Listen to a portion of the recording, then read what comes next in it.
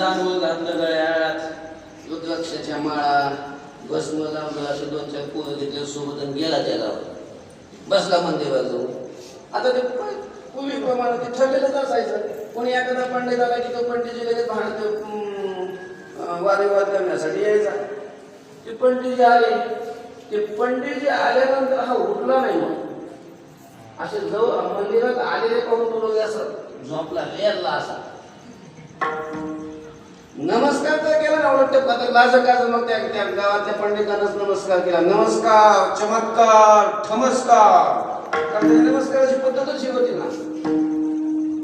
मग असा थोडासा उठला, असा छाती काढून गेली.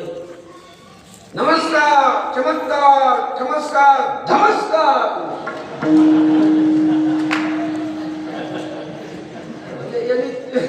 यांनी पुढं काय लावलं? धमस्कार लावलं ना. गावातल्या सोबतचे होते त्यांना म्हटलं, आले बाबा हा पंडित आपल्या पंडिताच्या पुढं गेला म्हणजे हा जबरदस्त दिसतो गड्या,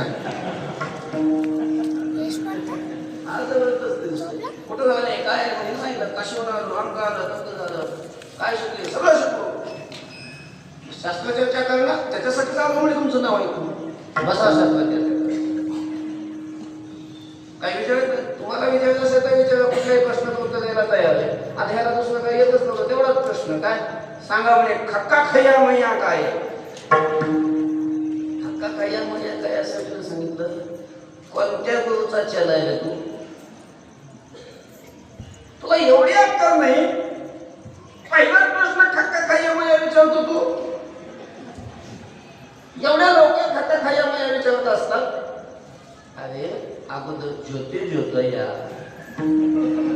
नंतर गोवे गोवया, नंतर उगे उगया, नंतर शिंचे शिंचया, नंतर कोसे कोसया, नंतर कटे कटया, नंतर मडे मडया, नंतर उडे उडया, नंतर पिसे पिसया, नंतर पके पकया, नंतर खक्का खय्या मैया असं म्हटलं. तू पहिल्यांदा किती